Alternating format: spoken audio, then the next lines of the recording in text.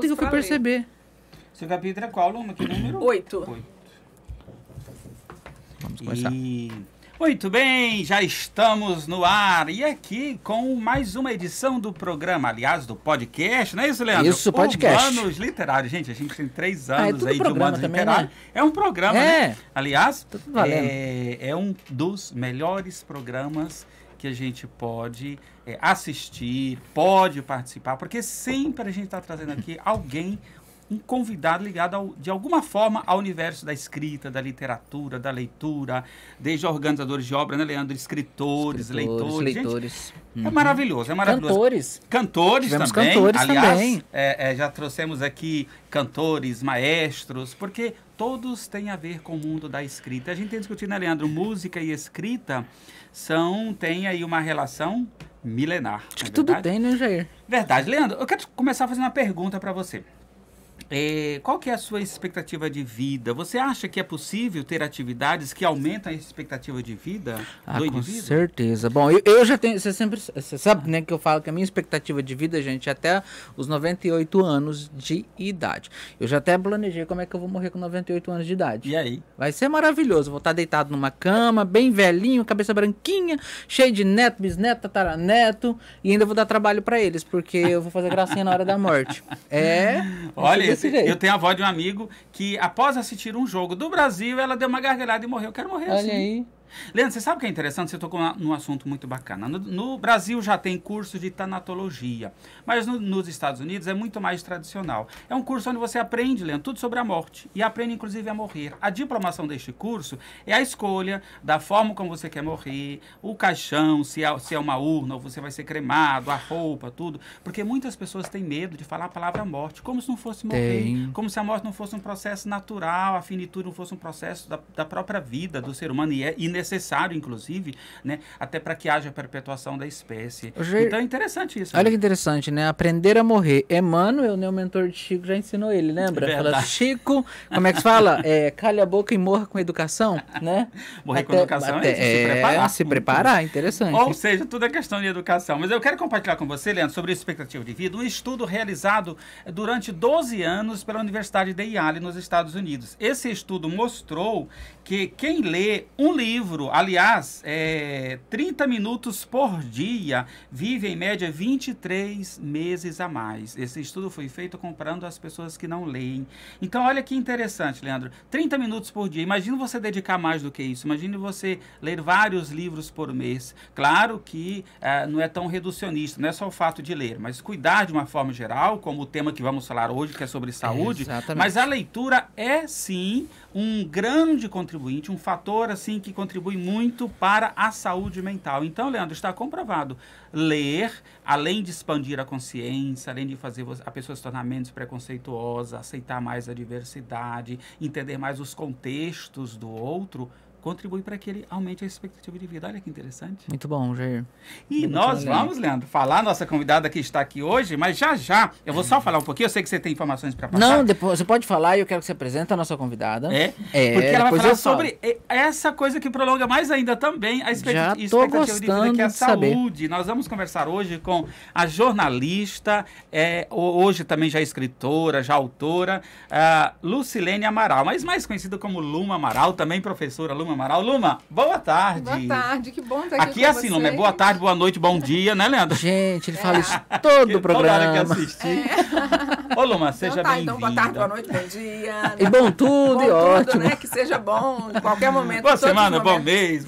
Todos os momentos sejam muito bons, muito proveitosos. Estamos contentes por você estar aqui. E eu também, por vocês terem me convidado. Quer dizer, um convite meio que, né? Que ninguém nos ouça, que eu fiz pressão, porque imagina, fica até chato. Maravilha, Luma. Imagina, nós não vamos falar Nem era todo dia, tá? Não, nem era todo dia. Eu mandava mensagem, tipo, como assim não chegou a minha vez nessa lista? Mas nós ficamos felizes com essa pressão, né, Leandro? Maravilha, muito, né? muito. Mas, Luma, seja bem-vinda. Nós vamos falar hoje sobre esse tema fantástico. Bem, a Luma, gente, ela tem uma multiplicidade na carreira profissional dela, mas a saúde é uma delas, que ela tem se dedicado muitos anos. E agora há pouco, ainda ali, antes a gente estar no estúdio, ela vai relatar pra gente tudo que ela está fazendo. Eu falei, Luma, você já está com os pés e as mãos na área da saúde, né? Mas, Luma, mais uma vez, muito obrigado. E seja bem-vindo ao podcast. Ai, que Humanos bom Literários. estar com vocês, que é sempre muito prazeroso, né? Via WhatsApp ou pessoalmente. Que bom. Maravilha. Nos nossos eventos, nos nossos Maravilha. encontros, é sempre muito bom. E a pressão, só para traduzir, que eu via, né? Que eu assistia os podcasts de vocês, e por isso que eu sabia que Sim. que alguma coisa estava acontecendo. Ei, pressão boa, E muito que eu queria bem. participar, obviamente, dessa coisa boa. E a gente E vai hoje falar sobre estamos muita aqui. coisa hoje. Leandro, nós Oi. temos aqui um projeto que vai ser lançado também. Já vamos fazer o lançamento desse projeto agora? Tem, Jair, vamos lá bem rapidão, porque o nosso tempo aqui, né, os patrocinadores são cruéis. É, né? Aham. É um minuto não, é 1 hora contado certinho, mas a gente ultrapassa. Mentira, gente, os patrocinadores são maravilhosos, amo todos eles, tá? Jair, na verdade eu já vi que você trouxe. Bom, gente, olha só, hoje nós estamos lançando uma proposta do Humanos Literário em parceria com todas as pessoas que vierem passar por aqui, que é o quê? A caixinha da Humanos, ou do, né? Do Humanos Literário. O que é essa caixinha? Nós vamos criar uma caixa em que todos os podcasts nós vamos receber os convidados e pedir para que você, que for o nosso convidado, que estiver vindo aqui, possa contribuir com a doação de um exemplar de um livro, tá? Pode ser livro clássicos, romances, alta fantasia, enfim, todos os gêneros, exceto didáticos, tá? Didáticos sim. não, porque a gente acaba destinando diretamente para uma biblioteca, que seria o mais adequado. Mas estes outros livros, qual que é a ideia? Nós vamos pegar no final do mês, colocar dentro de uma caixa, escrito Humanos Literário, e nós vamos distribuir em alguns pontos estratégicos da cidade de Cuiabá, inicialmente, para que a comunidade possa ter acesso ao livro, à literatura. Vai estar lá, a pessoa pode chegar, pegar, levar para casa, fazer a leitura, acabou, também pode doar para outra pessoa. Esse é o objetivo da ideia desse projeto, Jair. Leandro, maravilha, e eu quero dizer que para estrear esse projeto, nós comunicamos a nossa convidada hoje, né, mas depois está convidada, Luma, para trazer também quantos volumes você desejar. certeza. Pode ser um volume, 2, 3. Leandro, eu já quero estrear essa caixinha aqui Olha com aí, 4 gente. volumes. Aliás, Leandro, eu 4 quero estrear aqui com 4 volumes, esse aqui já vou contar sobre ele, com 4 volumes aqui, porque a leitura, Leandro, é algo importante, porque são vários gêneros. Então, por exemplo, 4 livros, nós temos aqui 5, Leandro, 5. né? Porque 5. nós temos aqui o do Adir 5, Sodré, 5. que é Cuiabara Total, que é a poesia, o Antônio Sodré, na verdade, ele é uma personalidade matogrossense muito conhecida. Então, esses 5 livros aqui já estreiam a caixa. Então, onde você estiver em Cuiabá, a gente não sabe o bairro, a localidade, você vai encontrar uma caixa com livros que você vai poder levar para casa. Aí, detalhe, no próximo podcast nós vamos ter uma caixa de fato escrita aqui, Humanos Literário. Patrocinadores, por favor, uma caixinha para nós. Muito né? bem. Aí. Então, já podem... Gente, olha, e você também que está acompanhando o programa, você tem na sua casa livro que você queira doar, pode entrar em contato conosco para que a gente possa fazer essa distribuição. Jair, tá bom? muito obrigado, parabéns. Olha, já temos aqui os 5 primeiros Muito livros. bom. É Pontapé isso aí. inicial. Exatamente. Leandro, e por esses dias, em fase de mudança até de casa, a gente tem que transportar os livros, eu tenho mais edições lá que eu vou trazer Ótimo. depois, tá bom? O que você tem mais de informação aí? Eu tenho mais informação, mas agora eu quero ouvir a Luma um pouco. Eu deixo para mais no percurso do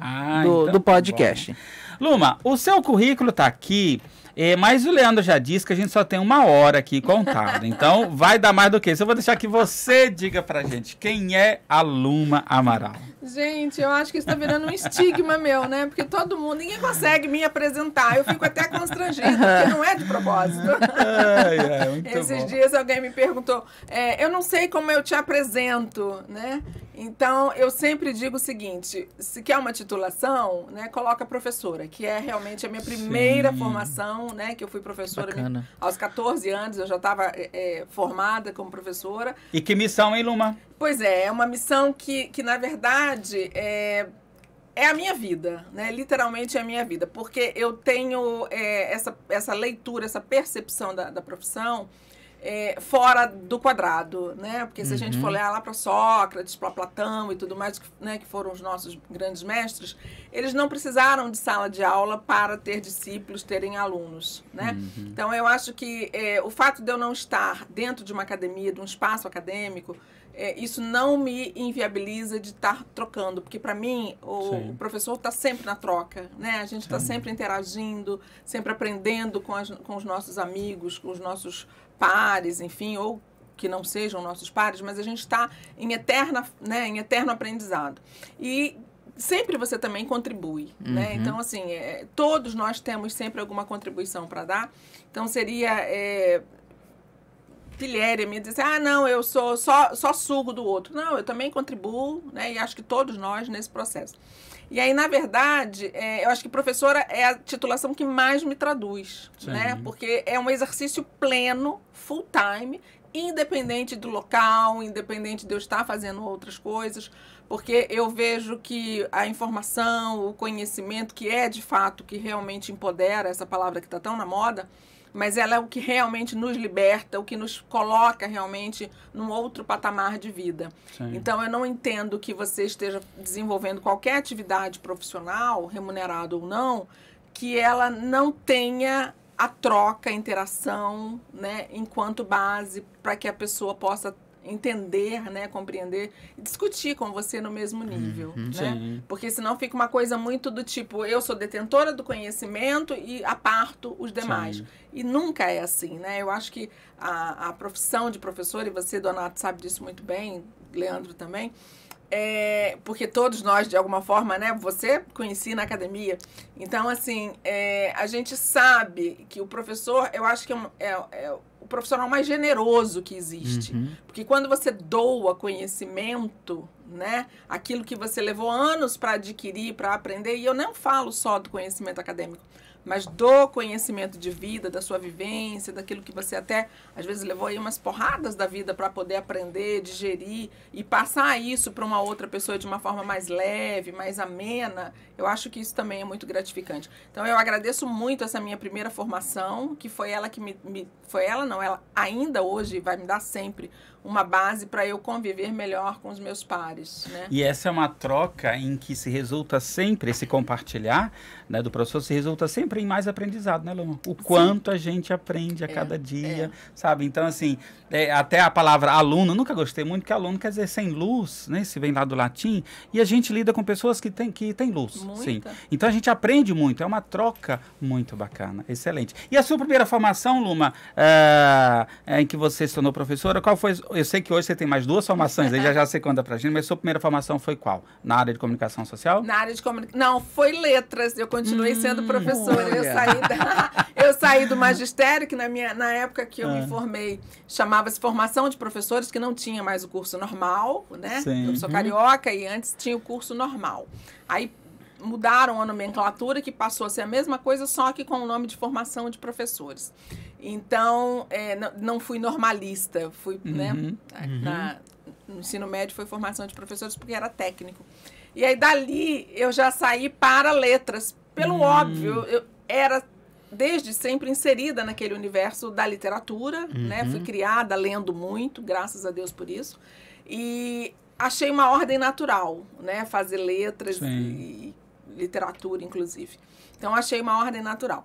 E depois eu fui fazer comunicação, aí depois eu fui fazer relações públicas e jornalismo, né? A expectativa de vida da Luma é alta, porque o quanto tem...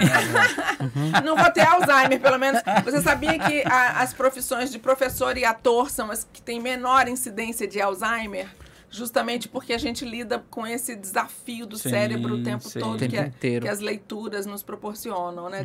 Tirar o cérebro realmente da zona de conforto. E aí você foi ampliando a sua carreira como professora e hoje você entrou para a área da saúde também, você está concluindo o curso Eu entrei na área da saúde, ao contrário, até já falei isso numa outra entrevista, que ao contrário do que muita gente pensa, não é de agora, né? Eu lá também, né? Porque eu sou meio polvo... Eu lá também, na minha juventude, lá pelos 19 anos, 20 anos, eu fiz instrumentação cirúrgica, né? Ainda no Rio, na Santa Casa de Misericórdia. Então, eu fiz todo o curso lá de instrumentação cirúrgica, estudava na enfermaria 23, estagiava na 15 e na 17. Sim. Então, a gente já fazia parte do currículo, né? Então, eu estagiei na época, as práticas a gente fazia nas enfermarias de urologia, de cirurgia plástica, que era a 15, e na cirurgia geral. Então, a 17 era urologia, a geral era a 23 e a 15 era de cirurgia plástica. Então, eu já era instrumentadora nessa época. cheguei a trabalhar depois com alguns colegas médicos, isso tudo ainda no Rio, né? Sim. Mas aí depois eu achei que... É engraçado quando a gente é jovem, né? Porque a gente sempre acha que vai ganhar o mundo. Eu nasci para ganhar o mundo, né? Não ganhei, mas né? Ainda tô com esperança. Então, assim, você acha que aquela sua formação é a formação que você vai realmente fazer alguma coisa para o outro, que você vai mudar. Porque essa é a nossa essência, né? A gente não veio aqui para agradar a gente veio aqui para agradar o outro. A gente veio aqui para servir ao outro, né? E não para se servir do outro. Então, quando você tem essa... Eu sempre tive isso muito latente na minha alma, no meu ser. Então, aquilo, quando não me bastava, não é isso que eu quero, não me basta, eu vou mudar. E eu sempre fui muito mutante, né? Eu sou geminiana, então, assim, não tenho nenhum problema de mudar, né? E eu falei sobre isso outro dia, de que nós podemos... Parece um discurso muito contemporâneo, mas eu vejo que eu já tinha isso em mim, que nós podemos fazer aquilo que nós queremos desde que nós queiramos, né? Desde que nós acreditemos nisso e que nós busquemos. Ah, mas aí com isso você ficou mudando de galho em galho? Não fiquei mudando de galho em galho. Fazia sentido para você cada nova... Para mim tudo faz sentido, porque quando eu olho hoje para todas as minhas formações, eu vejo que elas todas se conversam, todas se convertem entre si, né? Porque, por exemplo, conforme eu falei, a formação de professora me deu toda uma humanidade, que isso eu vou levar para a minha vida. Né? Essa relação com o outro, essa necessidade de explicar ao outro, de fazer o outro entender o sentido das coisas, daquilo que ele está experienciando, daquilo que ele está vivenciando, das buscas dele. Isso, para mim, eu aprendi sendo professora. Né? Eu dominei a arte da comunicação na medida que eu fui estudar comunicação. Né? Eu fui entender para quem eu ia falar, com quem eu ia falar, por que eu ia falar. Né? Então, assim, a comunicação me trouxe isso. E a gente não, enquanto um ser social, a gente não vive sem comunicação. Então, para mim, foi de suma importância entender, né, a natureza dos veículos, o nosso posicionamento frente à sociedade, como é que existem as manipulações de massa. Então, tudo isso, para mim, também começou a fazer muito sentido. Comunicação você fez no Rio ou já aqui? Eu fiz tudo no Rio. Tudo no Rio. Você chegou a atuar lá na comunicação ou mais aqui? Sim. Lá eu cheguei a dar aula na faculdade onde hoje eu estudo. Sim, bacana, bacana. Onde hoje eu estudo. E também a minha primeira atuação profissional foi na Casa da Moeda. Sim. Eu fui Relações Públicas da Casa da Moeda do Brasil. Bacana. Também no Rio. Olha. Muito bem. Formações que eu não imaginava. Eu não sabia de letra. E a gente conhece Luma há muito tempo, né? Trabalhamos numa instituição. Não, das três. As três até agora eu não sabia. Tem mais duas, já vai ser. Tem mais duas aí. Já, gente. Luma, você tá... Não pula a administração. Mas eu posso... hã? Não pula a administração. Também administração, Luma? Mas, gente, como é que eu vou organizar tudo isso se eu não souber administrar, se eu não souber planejar, se eu não souber... Agora chegou aqui, agora chegou no orgulho. Se eu não souber rodar um PDCA... E olha que interessante, Luma, porque eu sempre vejo... De vez em quando eu quero fazer algumas coisas, aí me vem na cabeça e falo, cara, eu tô fazendo demais. Eu lembro muito de você. Juro pra você. Não falo, gente. Mas eu espero que seja uma lembrança positiva. Não, é uma lembrança positiva. Porque aí é possível, né? Exatamente. Porque quando eu te conheci, eu não sei quanto tempo tem, mas também não interessa. Não conta, né? Não conta, tem um tempinho, né? E eu vim acompanhando você, as suas evoluções, desde quando eu te conheci. Eu falo evolução porque a partir do momento que eu te conheci. Sempre quando eu penso em fazer alguma coisa, que eu tento me frear, eu lembro de você. Eu falei, cara, a Luma faz isso. E eu vejo todo o seu foco, toda a sua... Eu vou falar essa palavra que eu acho ela muito bonita, tá? A ganância por esse conhecimento, que eu acho isso fantástico, né? E aí eu começo a me espelhar, várias vezes, várias questões que eu já tentei começar a fazer, e quando eu pensei em parar, eu de fato lembro de você. Nossa, que bom, não sabia disso, mas obrigada. Sério. Que bom saber que você está inspirando. E ainda mais agora, sabendo mais coisas ainda. Olha aí, gente. Luma, e aí você tem uma outra área também, que eu também tenho atuado, e você atua há muito tempo, que é a área da consultoria, que é uma área muito bacana, que ela vem muito com a experiência, com o tempo. E na área da consultoria, você... também deu continuidade na área da saúde, trabalhando no ponto da área organizacional, cuidando de certificações, não é isso? Conta um pouquinho dessa sua experiência. Eu recebi o convite de uma amiga, hoje amiga, porque eu digo hoje porque até então ela era aluna. Ela estava querendo justamente certificar a empresa dela, que é uma organização de saúde, e ela...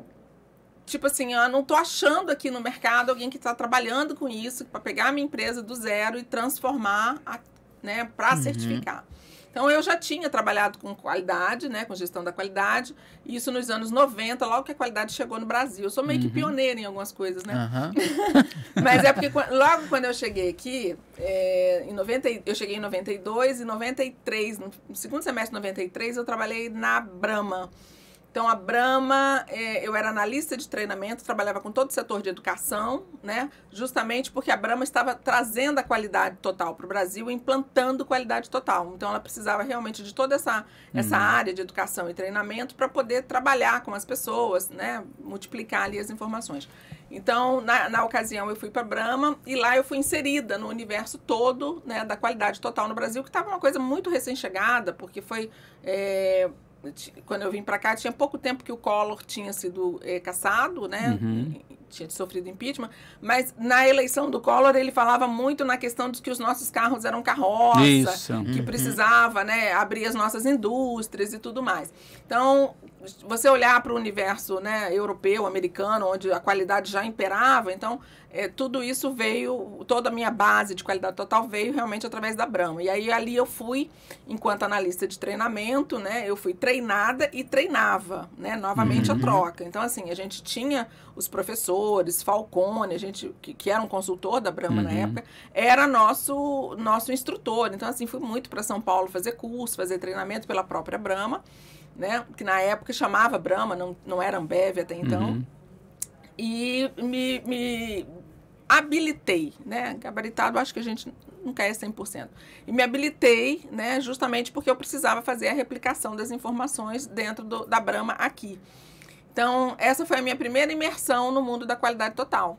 E aí você realmente fica apaixonado, né? De você saber que realmente uma empresa, né? Trabalhar com planejamento estratégico, com gestão da qualidade, né? Quebrar esses paradigmas do achismo, da coisa empírica, né? De você começar a colocar métodos, processos, né? Estabelecer regras. Vamos estudar administração, porque isso aqui é uma maravilha, né? Sim. Então, assim, a gente aprende tudo isso, né? A gente aprende lá com os japoneses, né? De que uma fábrica, como era o case da Toyota, que a oficina pode ser toda, o macacão pode ser branco, né? Os azulejos podem ser brancos e continuar sendo branco ao final do dia. Então, assim, a gente que tinha, e ainda tem um pouco, né, dessa cultura de que o mecânico, a pessoa que trabalha com oficina vai estar sempre sujo de graxa, com as mãos encardidas, que o ambiente é insalubre.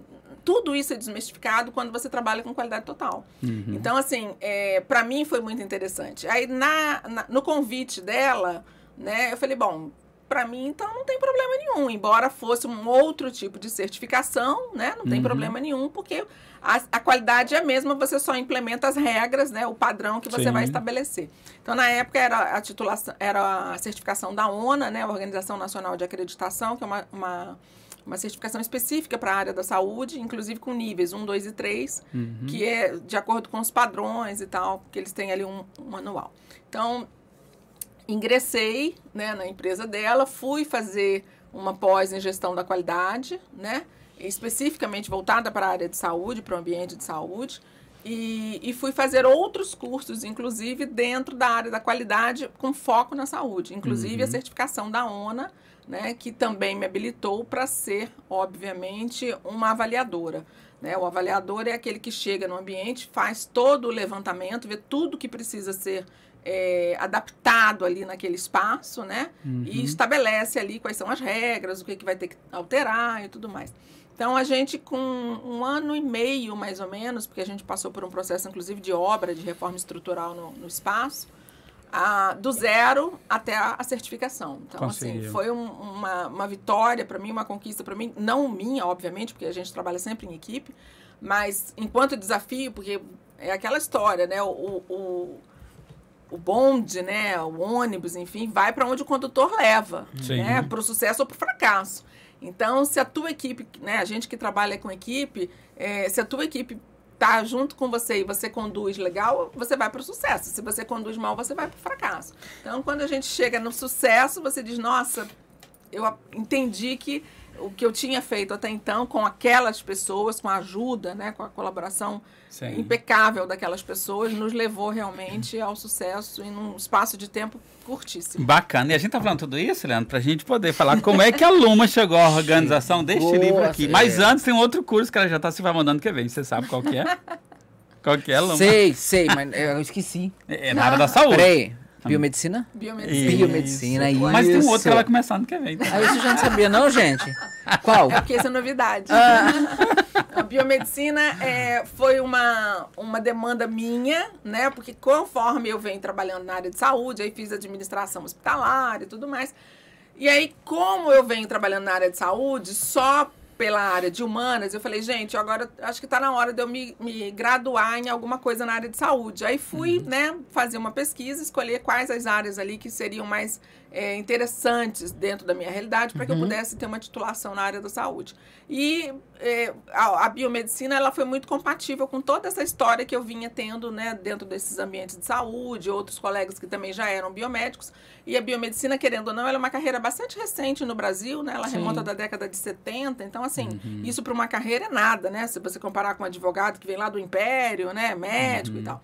Então, assim, é uma carreira muito nova, com muitas possibilidades, e casava muito com toda a realidade que eu vinha vivenciando, né? Além de poder hoje, com todas essas diversidades que a carreira vem sofrendo, além de poder fazer, inclusive, a parte de clínica, né? Que é o atendimento para o outro e tal. Então, foi uma opção que eu também acho que foi muito acertada, né? Eu sou muito assim, eu sou a mãe coruja, eu boto todas as graduações debaixo do braço e amo todas elas porque, novamente, cada uma me enriqueceu de alguma forma, Sim, né? muito bacana. E aí foi um grande desafio, né? Porque foi bem no ano que começou a pandemia. Mal acabei de fazer o vestibular, porque eu fiz vestibular, eu não entrei como detentora de diploma, não, eu fiz vestibular. Aí veio a pandemia e disse, bom, agora vocês vão ficar em casa, estudo em casa, né?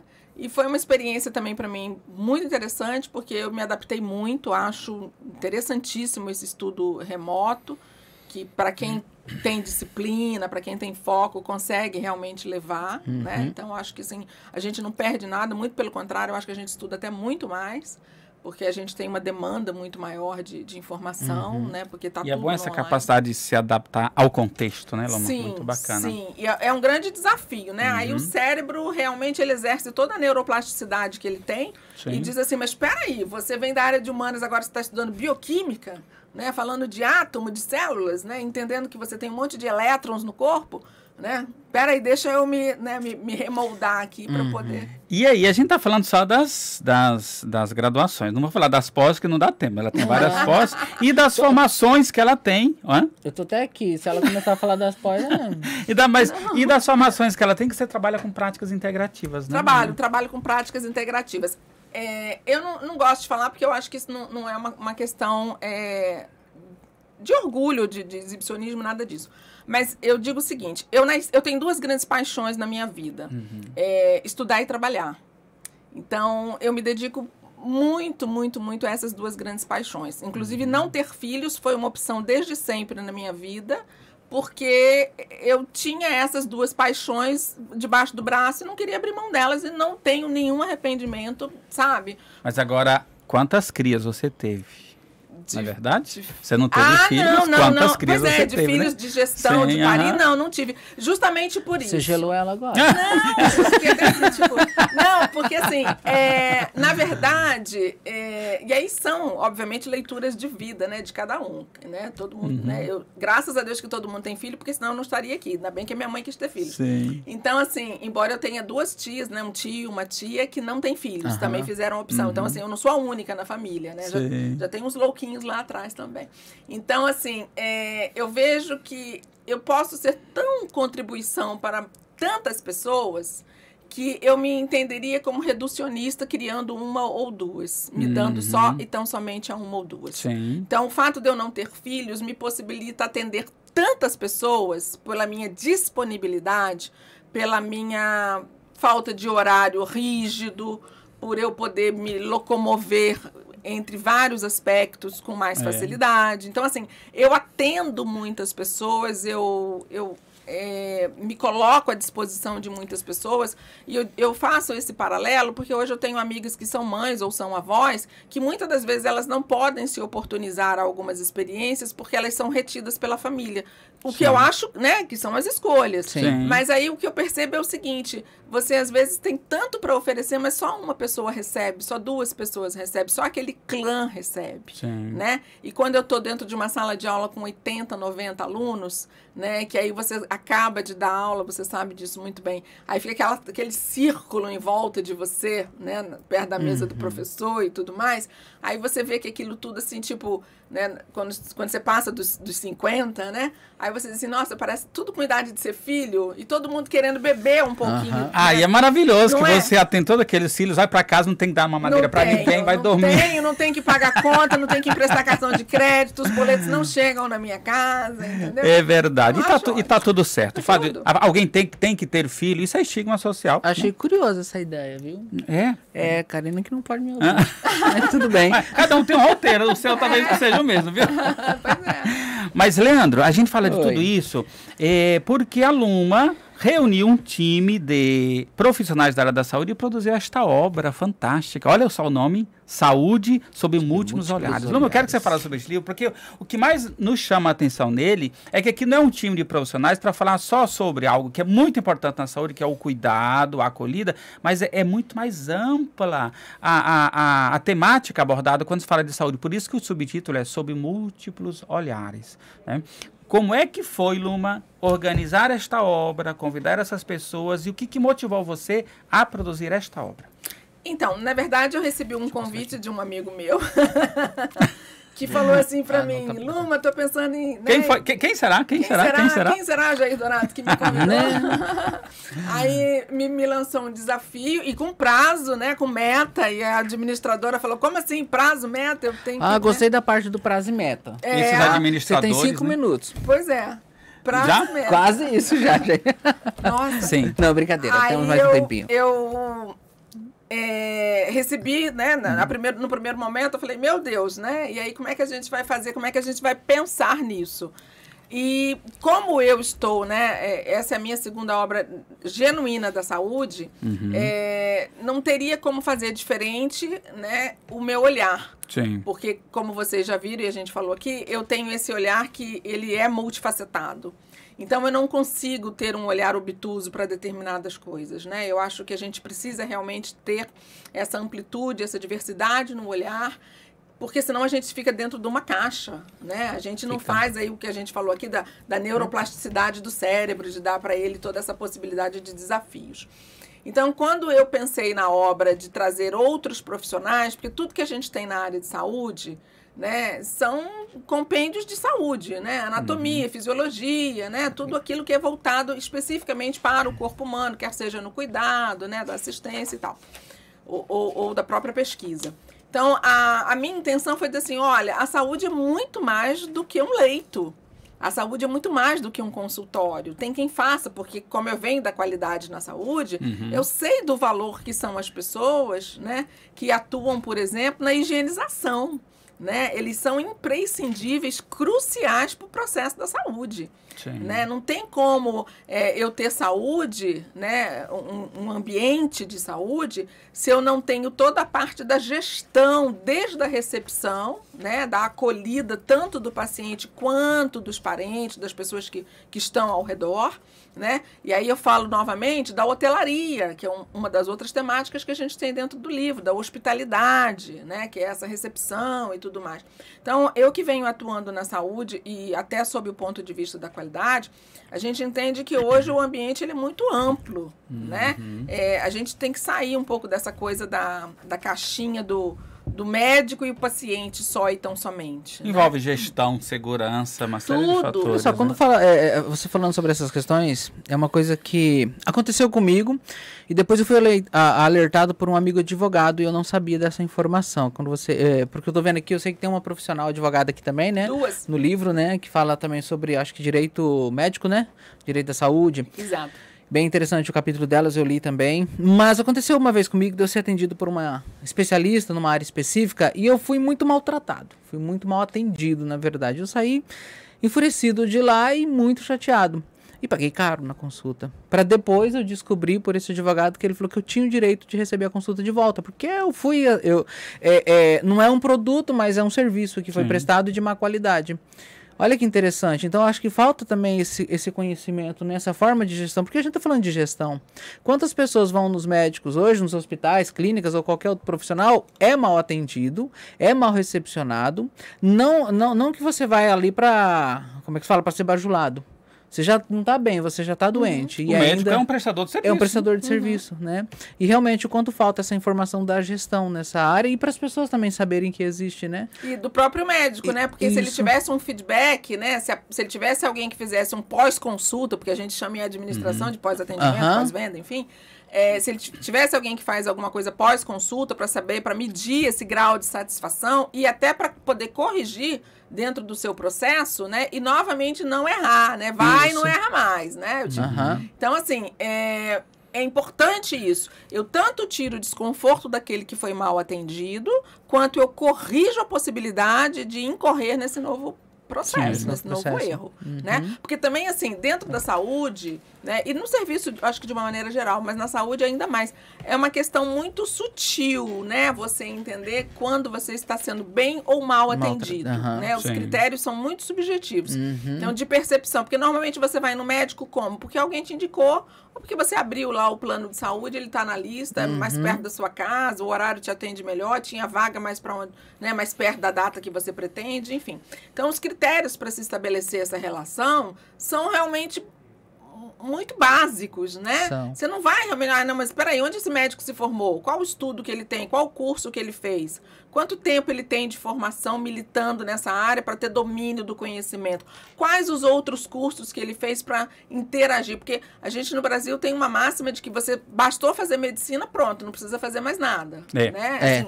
Estou falando em linhas gerais, obviamente, né? Que fica aquela coisa do tipo assim, já é o top do top. E não é, porque, por exemplo, eu que trabalho bastante com médicos, eles têm uma grande dificuldade quando falam em processo de gestão. Eles não são preparados para isso, eles não têm culpa. Eles não estudaram na faculdade de gestão, eles não sabem administrar, né? Então, assim, e com a questão das especializações, o cardiologista, ele entende de coração, né? Se de repente você falar com um problema, sei lá, renal, de estômago, alguma, né, uma infecção, alguma outra coisa, talvez ele não tenha domínio sobre aquilo ali, porque ele não teve formação. A formação dele acaba sendo básica, né, muito preliminar, então... Não é a especialidade. Né? Ele gastou mais tempo, né, se aperfeiçoando em outras áreas. Luma, este livro, olha, fica aqui a dica, gente. Saúde sob múltiplos olhares. São 26 profissionais. E vale lembrar que a Luma fez uma seleção com profissionais de vários estados brasileiros. Inclusive, Luma, devido ao nosso tempo, queria que você falasse que o livro teve assim, o privilégio de, a seu convite, ser prefaciado pelo Dr. Gonçalo Vecina Neto, que é o fundador da Anvisa, né, no Brasil. E também traz um capítulo aqui de uma outra professora referência em instituições acadêmicas do Brasil e do exterior, que é a professora Terezinha Covas. Exato. Como agregou a participação desses dois profissionais no livro, Luma? Então, a professora Terezinha eu conheço, né, já desde o tempo da revista que eu tinha, né, que também da área de saúde, e quando eu fiz o convite, ela prontamente, né, atendeu, acolheu, e a gente ainda não tinha nem pensado ainda em quem iria prefaciar o livro, quando ela fez pra gente algumas sugestões. E quando ela nos propôs o nome do Dr. Gonçalo, foi assim, de muito êxtase no grupo, a gente achou muito legal, e tipo assim, será que ele vai, né? Porque se você olhar para ele é um médico da USP, né? Professor e tudo mais, né? Da USP por causa das clínicas, né? Então, assim, não só na academia, mas também nos hospitais, Anvisa, né, como fundador. Então, assim, nossa, mas trazê-lo para nossa obra vai ser realmente, né, um desafio, mas um ganho. E ele prontamente acolheu, né, o pedido da professora Terezinha, que é uma professora que, inclusive, dá aula em faculdade nos Estados Unidos, inclusive de pós-doutorado.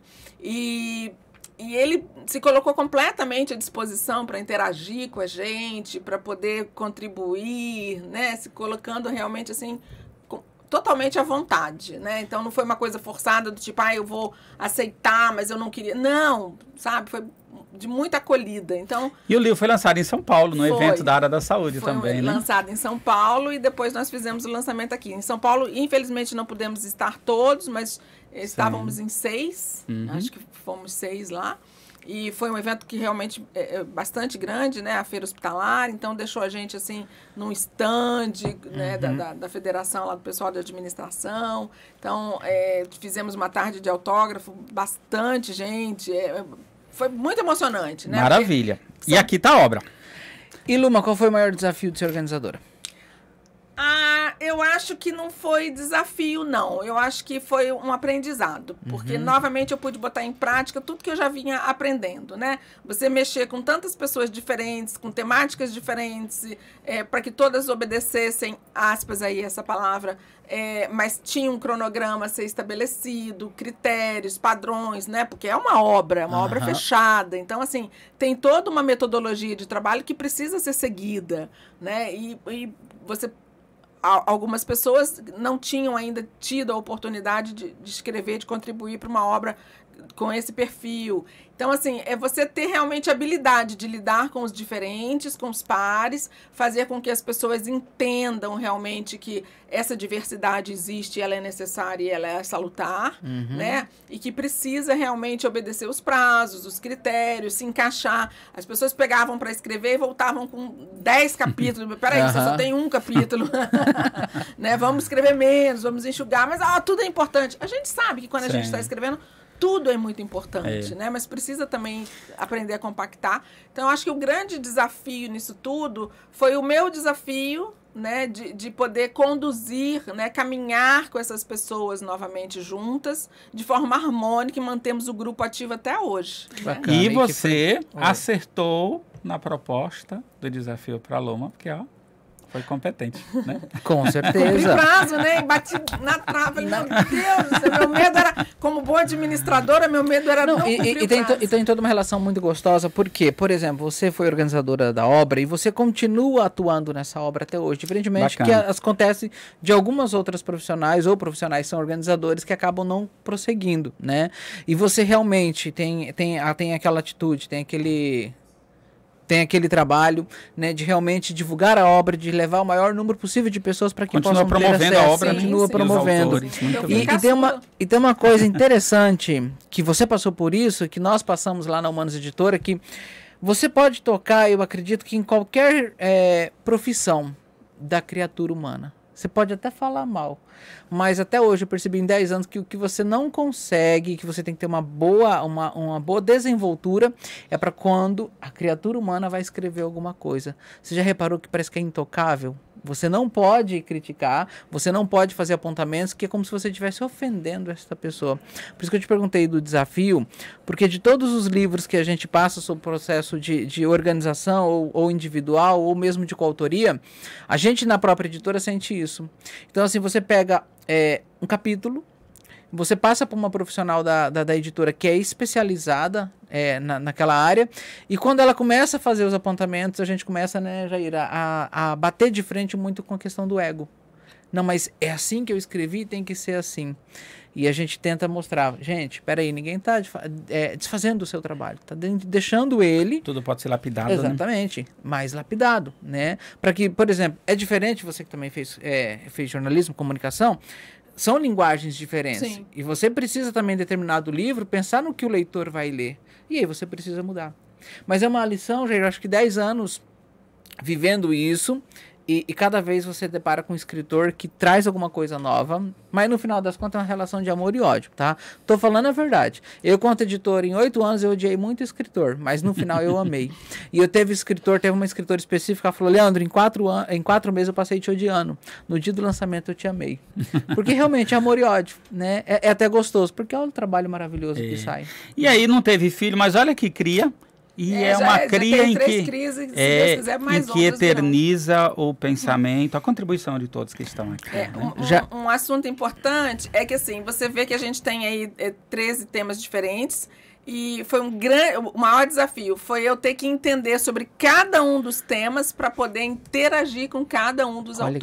Que interessante. Então, assim, como é que eu vou falar para uma pessoa na área de direito sobre o tema dela quando eu não sou advogada? Mas eu tive que estudar aquela temática para poder ter base para contextualizar com ela justamente sobre isso que você está falando, para interagir no texto. Porque todos os textos, né, tiveram uma primeira devolução para ajustes, né? Então, assim, para eu justificar a necessidade de ajuste, eu tinha que entender sobre o que eu estava falando. E como é que eu vou entender de uma coisa, né?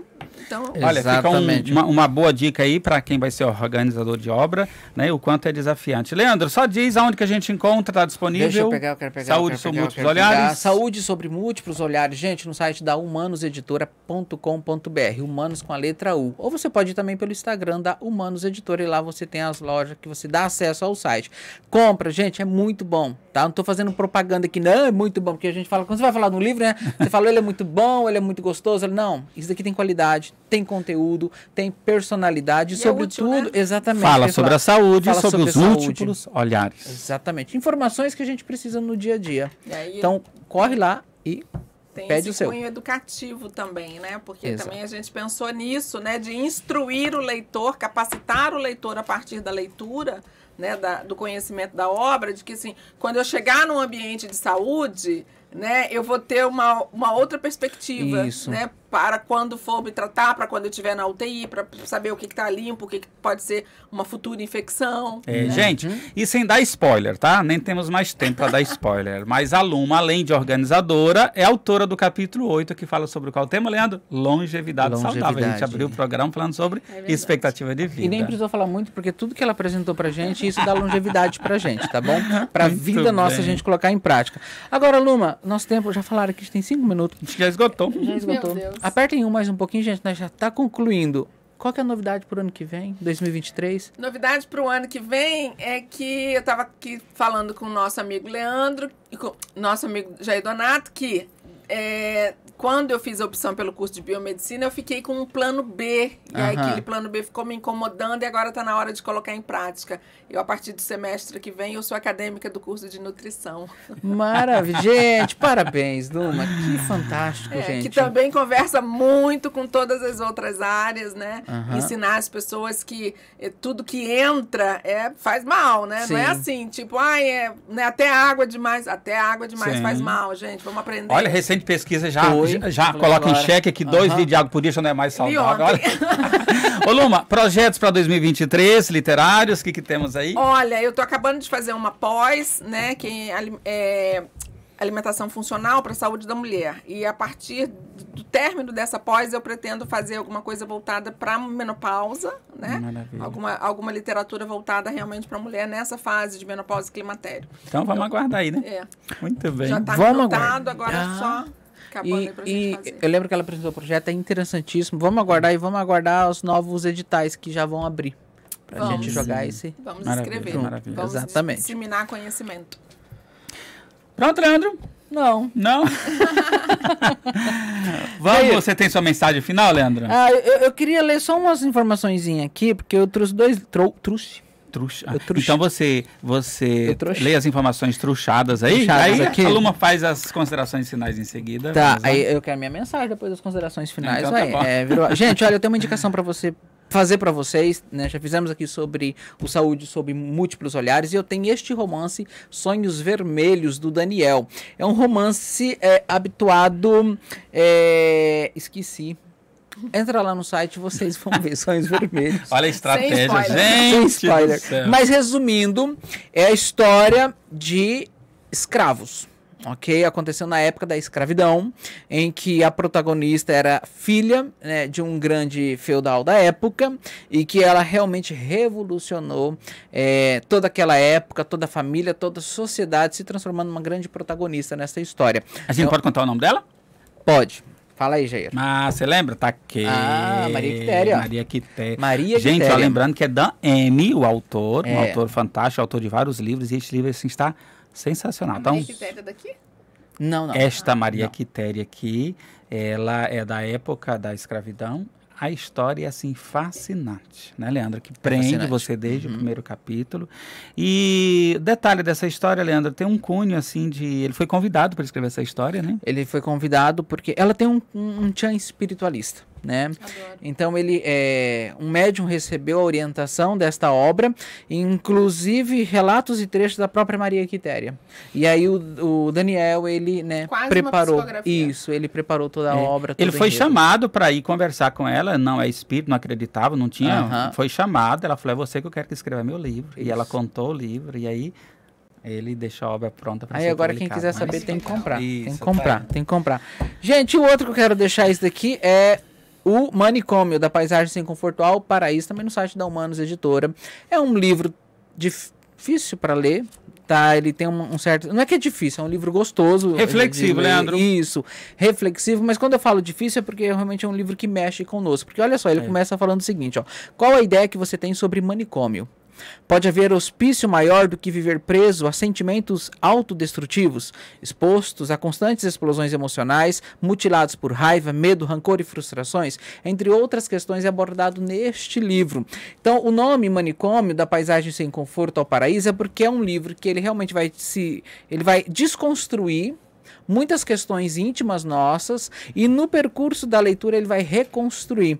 E aí eu deixo aqui um adendo ainda, porque o nome Paraíso no final foi sugerido pela professora Marília Beatriz, que fez o prefácio desse livro, né, que pediu para fazer leitura, fez o prefácio, e no final ela me entregou, falou, Leandro, eu li o seu livro, estou apaixonada pelo livro, seu livro até hoje isso foi num grupo ainda que ela falou, né, Jair? É uma das primeiras literaturas que eu li que fala muito bem sobre a metáfora do cemitério, sobre a questão da morte. E aí ela sugeriu, eu só faço uma sugestão, coloca no final Paraíso, porque o teu livro, ele realmente quebra um monte de paradigmas e depois nos traz essa visão do paraíso. Então fica aí a dica desse livro também, Manicômio, da Paisagem Sem Conforto ao Paraíso. Muito bem. Leandro, já encerramos. Luma. Suas considerações? Eu agradeço demais a oportunidade, né, da gente ter mais uma vez parado para conversar, porque para mim é sempre um prazer, um bate-papo. E espero que a gente, em 2023, a gente tenha novos outros projetos, né, juntos e que a gente possa aí continuar nessa caminhada. Sabe que ela cumpre prazo, né? Cumpre. Nessa caminhada, a administradora não me larga. Que a gente possa realmente nessa caminhada e a gente, né, permanecer juntos, porque é muito agradável. Muito obrigado, Luma. Obrigado, Luma. Muito Jair? obrigado. Leandro, com você. Obrigado, Jair. Obrigado a você que está nos assistindo. E, gente, olha que coisa maravilhosa. Não é pieguice, não. Natal tá chegando. E como é que tá a relação, né, social das pessoas? Como é que tá você com a tua família? A maior parte tá destruída. Sabe por quê? Por incompetência. Incompetência em realmente não respeitar as pessoas. Eu estou vendo pessoas até hoje brigarem por políticas. Isso é ridículo. Tá precisando de maturidade. Não somos mais crianças nem bebês. Aliás, até as crianças são mais inteligentes do que muitos adultos, porque elas valorizam o sentimento. Estou vendo filhos discutirem com pais, brigarem, se separarem e humilharem por questões tão ínfimas. Então é momento de refletirmos. Não é porque é Natal. Não. É porque é importante nos relacionarmos bem com as pessoas. Então propicie leveza, propicie sentimentos nobres. Se você não tem condição de dar uma palavra amigável, uma palavra de solidariedade, de amor e benevolência para com o próximo, fique em silêncio, guarde para você. Porque o outro não precisa sofrer por algo que você ainda não está resolvido internamente. Mais do que isso, gente, vamos amar, vamos ser felizes, vamos entender a relação com o próximo, vamos entender as diferenças que todos possuímos, porque é nas diferenças que realmente vamos exercer a nossa capacidade de amar. E lembrando, o amor, ele passa por várias evoluções, e para que realmente um dia possamos olhar para alguém e dizer que de fato amamos, nós precisamos passar também por altos e baixos. Somente assim a gente vai evoluir. Pense nisso. Até o próximo podcast. Um beijo no coração e até lá. Leandro, parabéns, e vamos terminar entregando para nossa convidada um exemplar do Livro Amarelo, um projeto sobre sensibilização, a importância da sensibilização e da prevenção aos riscos do suicídio. Luma. Obrigada. Ainda saí daqui com presente. Gente, está disponível no site Humanos Editora a versão em e-book, pode baixar gratuitamente e compartilhar com as pessoas, tá bom? Tchau, tchau. Até o próximo podcast. Obrigado. Bem, Luma, muito obrigado.